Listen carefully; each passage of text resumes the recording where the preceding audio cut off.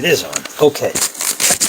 It's been a little hectic. Please excuse, because it's Erev Pesach. It's right before Passover, and there's a lot going on. And I actually apologize. Hopefully, I won't have interruptions. Today's class will probably be a little shorter. We start with the mitzvah. We're giving tzedakah because as we speak, Baruch Hashem, there's a lot going on. There's produce pickup here at Chabad. There is what we call the koshering of dishes. There is multiple messages coming through. We have also this year distributed and given out, lots of food to those in need, especially for Passover. I mean lots. So please bear with me. I hope I could get through this class in due time. It'll probably be a little shorter than usual. Maybe not. We'll see what happens. And let's keep on doing mitzvahs together. Let's become liberated in the spirit of Pesach. So I want to go over, as I always do this time of the year, some of the Passover 101 stuff, and maybe a little bit of a deeper insight, share a story. But first, let's start with the bracha. Baruch atah Adonai Eloheinu melech haolam she'akol niyeh b'dvaro. And again, I'm going to go through some basics and some a little bit beyond basics that you could understand. You're welcome to ask a question if you want, and hopefully I'll see it while I'm giving the class. But we should always have a wonderful Pesach, and as we say at the beginning of the Seder, Kol Ditzrich, whoever needs should come and be part of Passover. So if you know of somebody who still has a need for Pesach, doesn't have what it be for Passover, doesn't have matzah for Passover, doesn't have food for Passover, please reach out to us, and we shall do what we can in partnership with many good people. And if you want to help and be a partner in supporting the thousands and thousands of dollars that have been distributed in food and in vouchers for Pesach, you are welcome to be a partner in that wonderful mitzvah as well. Now, so let's begin. Pesach 101. So,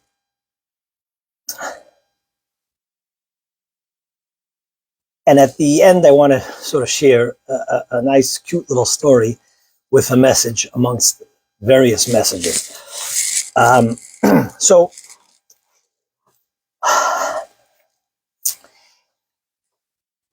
Pesach, Passover, which, by the way, the name Pesach, which literally means Passover, also is put together of two words, Pesach. Pe means the mouth speaks, because during Passover, the mitzvah is to speak and discuss and articulate and share and answer questions with both ourselves and our children.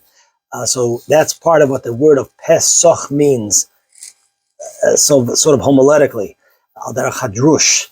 And because as we are celebrating the birth of our nation, if you want the continuation of our people, we must articulate to those around us, especially to the children, because if you want a generation to continue, you have to pass on the values and teachings to the kids in the most effective way, which is interesting that Pesach is the only time where the Torah speaks to four different children: the Chacham, the Rasha, the Tam, the Sheni Yodel Lishal, the wise, the simple one, the wicked one. We don't find any other mitzvah. Let's say the mitzvah of tefillin, the mitzvah of kosher, Shabbos candles, whatever it is. We do not find that the Torah specifies various children. And in here, there's also a message that when it comes to educating our kids and exciting our kids and engaging with our kids in a way that it really becomes important and meaningful, that they pass it on to their kinderlach, to their children, there's no one size fits all. You have to find a way to communicate to each of your kids differently within your own family, within your own community, etc. And that can be elaborated on a greater detail, but we have a lot to share, little time, and a lot of distraction today. So let's. I hope that you could articulate that message to yourself. L'chaim. Chametz on Pesach, bread, dough that has risen, or yeast, leavened bread, is the most prohibited food that we have in our Jewish diet today. There's nothing that is more prohibited. Some people think that pig is more prohibited. That's not the case. There's the old, Jewish joke. And why did God have to tell us not to eat pig? Which Jew would eat pig? But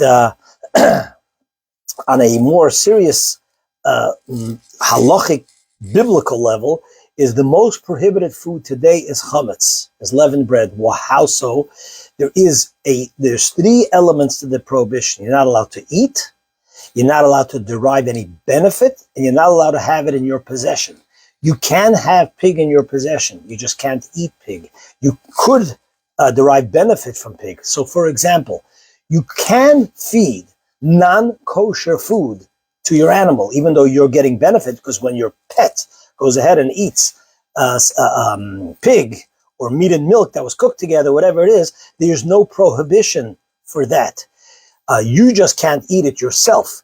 But when it comes to chametz on Passover, not only are you not allowed to eat chametz, you're not allowed to have it in your possession, you're not allowed to own chametz, and you are not allowed to feed it to your pet, which has its practical. I have parakeets. In general, I love animals. So you cannot go ahead and feed it to your own pets, because that's a benefit to you because it's your pet. And in that case, you would have to, as I do for myself. I have parakeets. My son, who's living at in my home, has a beloved dog that he owns, and we had to make sure to get kosher for Passover food for them. If not, you can't. It's just forbidden. So that reminds me of a story when I was still young in yeshiva, and the rabbi then who trained us and so on said that he got a call from somebody before Passover and asked whether he's allowed to eat leavened bread. He said no. Then he asked, can I feed my dog leavened bread? And he said no. He says to the rabbi, that means you're saying my dog is Jewish, and he hangs up the phone. So so just a little bit on the lighter note. So let me just see a question over here.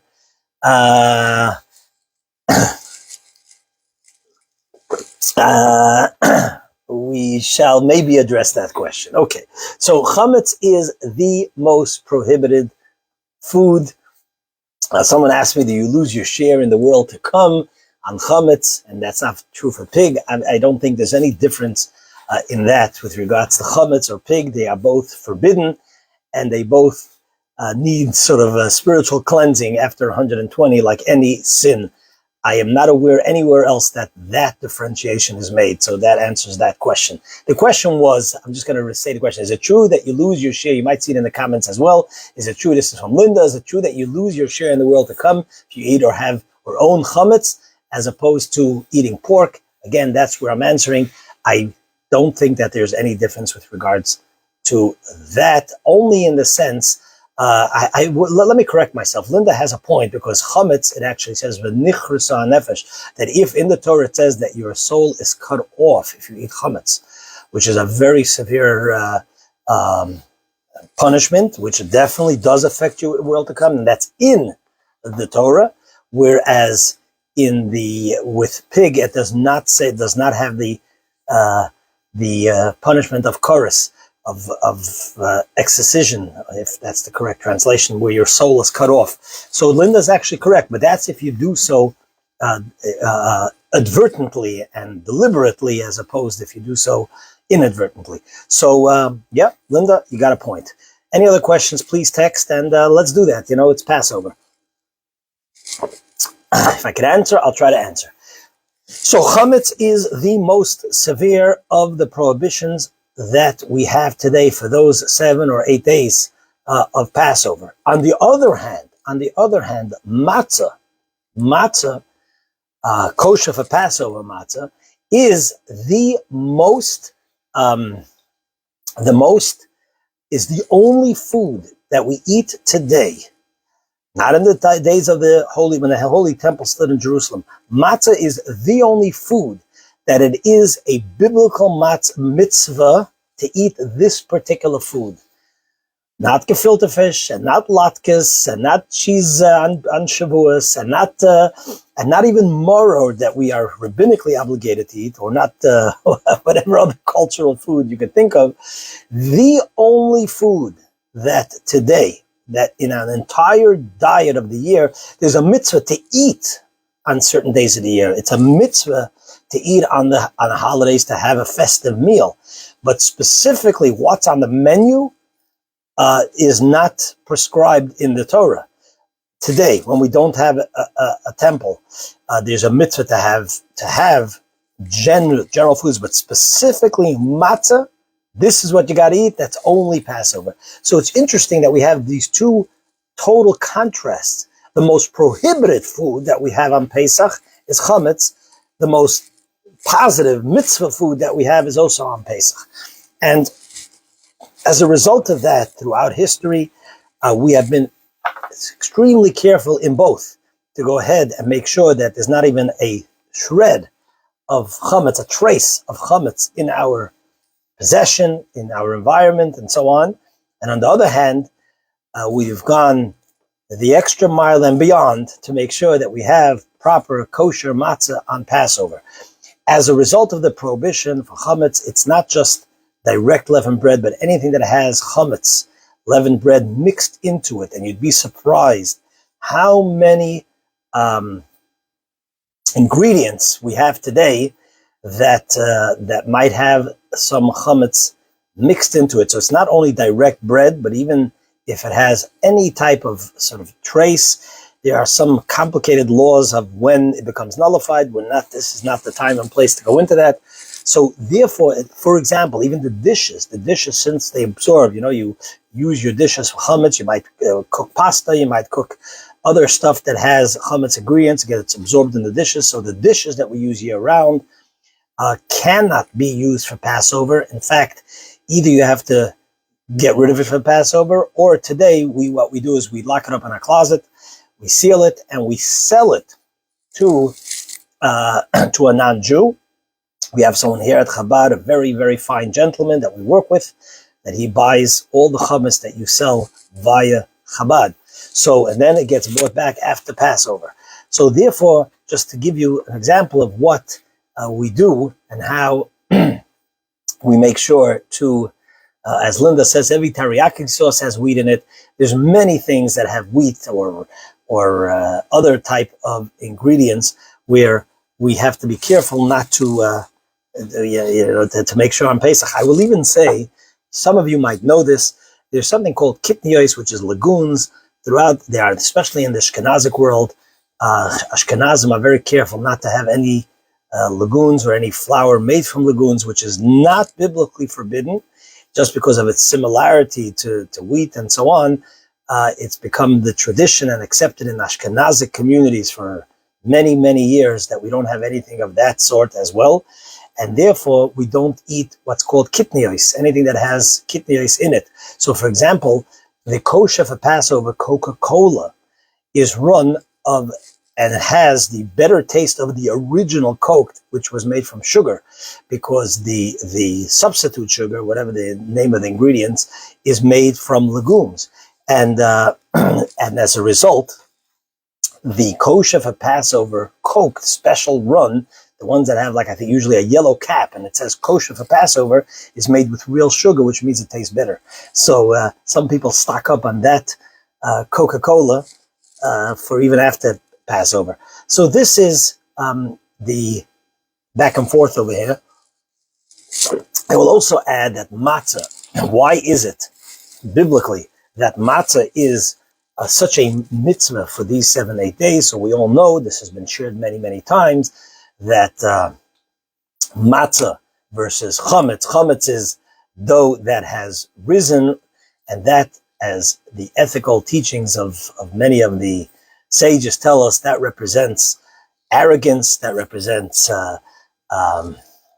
haughtiness, and that is the source of all evil, of of the lack of self-improvement. The person who's arrogant, the Talmud already says, God says, Eina nivo hu yecholen loder b'mokim achas, that God says, I cannot remain and in the same place of an arrogant person.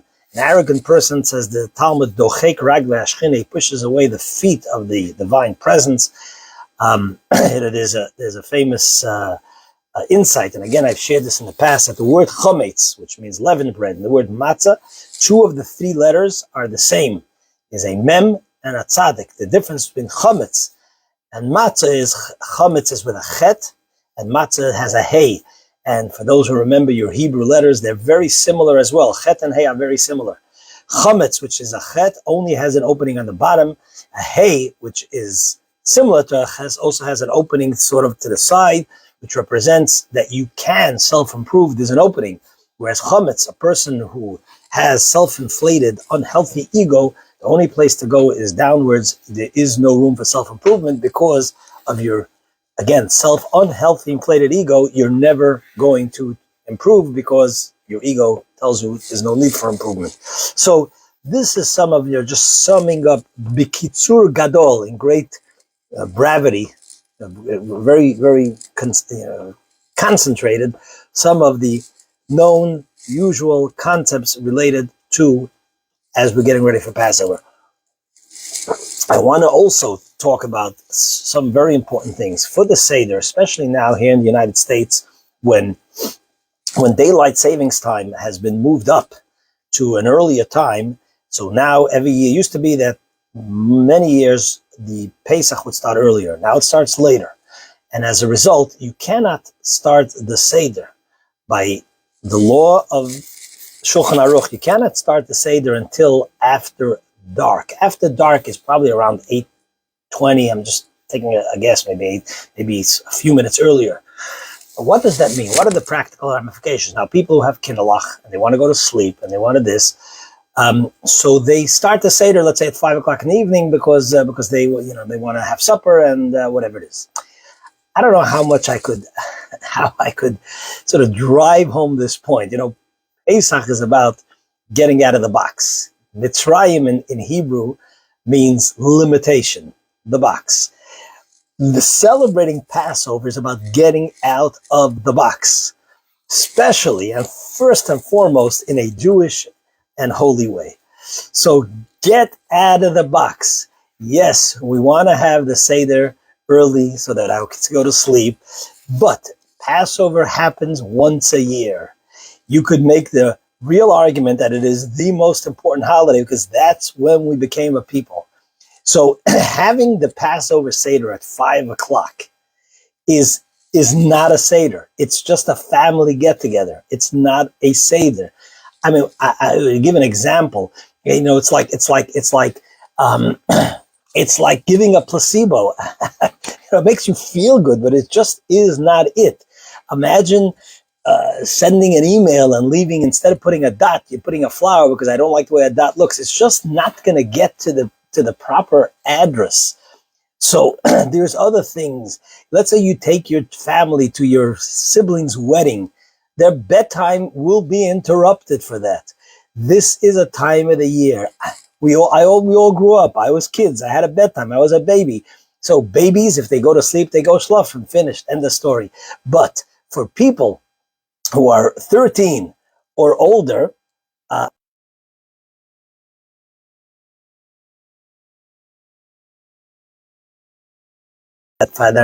Ored, if you're listening, I'm sorry. Okay, I answered a phone call, but so I'm sorry for that little pause. So I'm just getting constant calls and messages, and that's a good thing. It's a good thing. But Baruch Hashem, that God gave me the health and the ability to be a sort of connecting point for so many people, for good, for holiness. So Baruch Hashem for that. Anyway, let's getting back over here. I grew up. I was a child too. My kids were kids. My kids were children. It's okay for them to know that Passover is late. I can't implore this enough because so many people are not, N-O-T, not having the Seder if you have it before.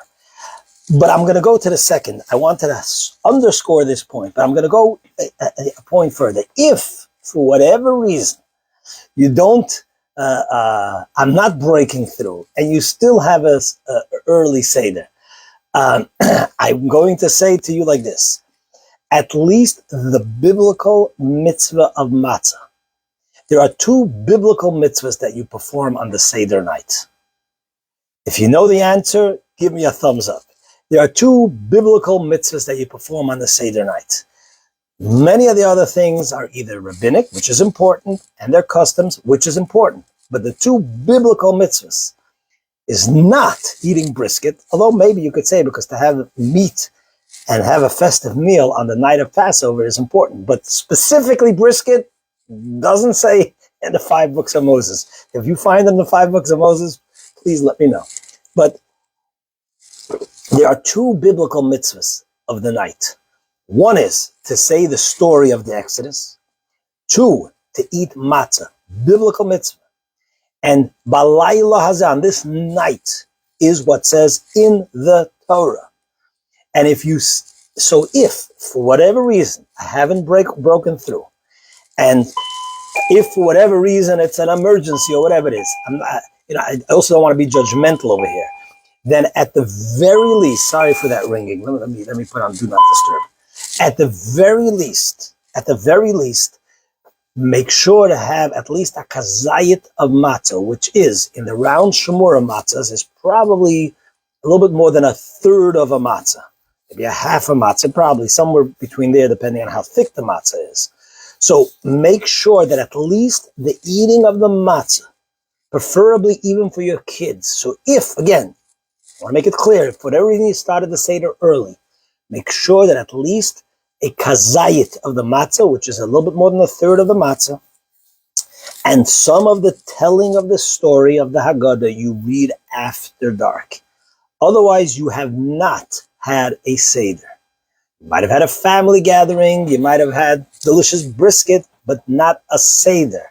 With all its holiness, with all its spiritual blessings and impact on the soul beyond our conscious understanding, and all the energy, the spiritual and holy energy that comes, you will not have connected with that if you don't at least do these two things. Make sure to have a kazayis matzah. Okay, and say a little bit of the story. So that's that. Okay, what else? L'chaim. There's, of course, so much that can be spoken about and shared, but I want to finish off with this sort of two things I want to finish off. Another thing is a little bit for more the, I guess maybe a little bit more the traditional observant crowd that's listening to this class. Just an interesting sort of topic and subject. And I bring this up not only because of the practical element of it, but also the message of it. So there's a podcast, some of you might be familiar. There's a podcast, a very popular podcast in what we call the Frum, the religious Jewish world. It's called Halacha Headlines. It's by a fellow of the name of Rabbi Lichtenstein, a huge scholar, and he has a lot of very interesting discussion on this podcast. So in the last week or two, he had what came up was a sort of phenomena that has become very popular in the Jewish world, especially in the last 20 years or so, maybe, where people go to hotels for Pesach, and all over the world. I know people in the community are going to Spain. There's Greece or Orlando has become very popular. All over the world, these huge hotel programs where you stay there for the entire Passover and everything is covered A to Z. So the question that the title of this class, of this specific podcast was, have we meaning the men, gone out of Egypt while we've left our wives to be slaves on Passover with all the stress and hard work that it takes to clean for Passover? Meaning, more specifically, that there is, so the question that was asked on the podcast, and there were guests and rabbis who weighed in on the two sides of the issue, as I will explain.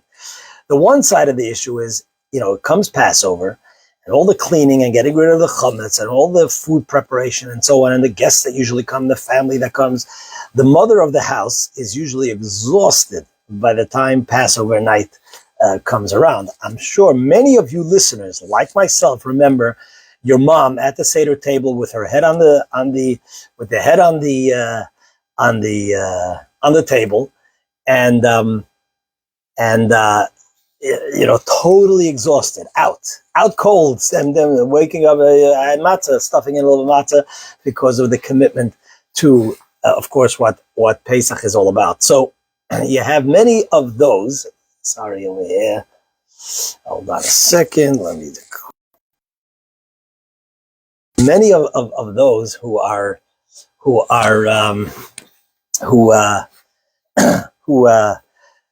so I'm just distracted. I'm just getting a lot of messages. I'm sorry. I'm trying to dismiss, and sometimes instead of dismissing and answering, then I have to hang up. So please forgive. It's before Pesach.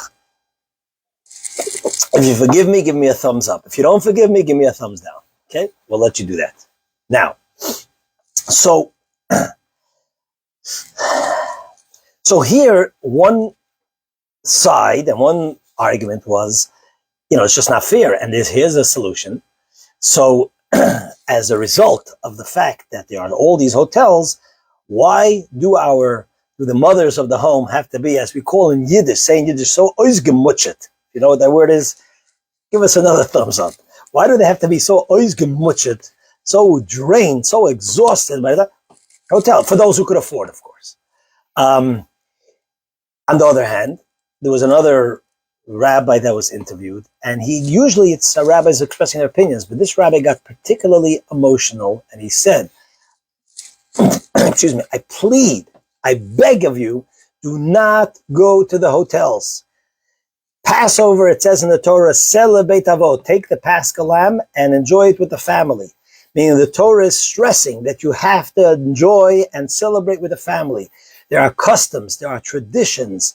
There is just, every family has its sort of culture, flavor, details, stories that are unique to that family. When you go to the hotel, it just doesn't have, you're not going to be able to create that. So please, he was pleading, do not go to the hotels. Stay home, and it's part of the tradition. Mom is exhausted. Okay, she'll get rest, and so on. Again, repeating what the other opinion said. I want to tell you my opinion, and you could take it or leave it. And I want to tell you what I believe is the message, the overall message over here. So I do want to say that there are definitely areas in life that are not black and white. I think the answer to this particular question is not black and white, and the message is for all. I do believe that first and foremost, yes, part of the beauty of Passover is not about celebrating in a hotel. Now, I never was in a hotel or at a public Passover celebration of that nature, even though we do a public Passover Seder for those who can over here on the first night of Pesach. Is it better to go ahead and have Passover at home with all that comes with it? My answer would be absolutely yes. At the same time, I will also say that if there's a particular situation where it's too overwhelming, too stressful for mom, just based on maybe her job, maybe based on her personality, her character, where it becomes truly overwhelming, then yes, there is a place to go to the hotel. Again, if it's too overwhelming, and that's an individual decision. Meaning the first approach should be, this is a family home celebration. It's an opinion, meaning it's not prohibited to go to a hotel, of course not. But that's an opinion on how the approach should be as a general statement. I will also say there's maybe a third option, is that if you as a family could afford going to a hotel, then maybe instead of going to the hotel, you should spend probably a lot less money in getting hired help, real hired help to help with the cleaning, hired help to help during the meals, so that you can make it a lot less stressful on the mother home. It's not like going to a hotel because it still weighs on the mind and so on, but that can be a somewhat of a middle ground. The point why I'm sharing this is not only the practical element, but the general message of it, which is that Pesach is really about focusing on the Kinderlach. Sometimes we can get a little carried away with some of the details, the nuances, all the to-do lists and so on, and we forget about the objective, which is to celebrate true freedom, to celebrate who we are as a people, the birth of our people, our values, our traditions. We went out of Egypt, God says the purpose is in order to receive the Torah and its beautiful teachings and the structure that it brings to ourselves, to our family. So we need to remember, I will somewhat highlight this point with a following a story. And this is only meant in a respectful way, not disrespectful, as I will explain, which is, there's a story told of two beggars traveling from city to city, and they developed a friendship. One was a Jew, the other one was a Gentile, and they developed a very nice friendship. And the way they went from town to town, they would come to a town, ask for help, and then they would move on to the next town. One day they end up in a city on the eve of Passover, Erev Pesach. They end up in a city, and the Gentile and his Jewish friend, they were like really hungry. But the Jewish fellow, to make it shorter, we'll call one Yankel, and we'll call the other fellow Joe. So Yankel and Joe, Yankel says to Joe, it's Passover. There are many, many very hospitable people here in this town. I'm sure we will get invited to a Seder. You don't have to tell them exactly your background, and you'll come. You'll come. I'm sure they'll, and we'll have a very, very good meal. But the guy says, look, I've never been to a Seder. I'm not Jewish. I've never been to a Seder. So he says, don't worry, just follow my lead. Whatever I do, just copy, and that's it. And that's that. So sure enough, they go to the synagogue in the evening. There's kind people that walk through the synagogue looking for guests that don't have a place to go for Passover, especially in those days. It wasn't like today with all the communication. That's the way it was done. You come to synagogue, someone would invite you to their home. Okay, so sure enough, Yankel and Joe get invited to a wonderful home. They come, and Yankel tells Joe how delicious the food is going to be and all the good stuff. And Joe doesn't even recognize it. And again, this is only meant as a message, not meant to be disrespectful to anybody. Yankel tells Joe all the different foods. Joe doesn't know what he's talking about. He doesn't know what gefilte fish is. He doesn't know what matzo balls are. None of that. But he says to him, okay. So they come home, and of course, the first thing is they start Kiddush. Nice cup of wine. Okay, Joe is happy. Good cup of wine. Now he's expecting the courses to start coming out. But to his surprise, they start talking. They're saying the Haggadah, and it goes on for hours. And he's starving. And he's sort of kicking Yankel under the table. He says, I'm hungry. What's going on over here? He says, don't worry, the meal will come out.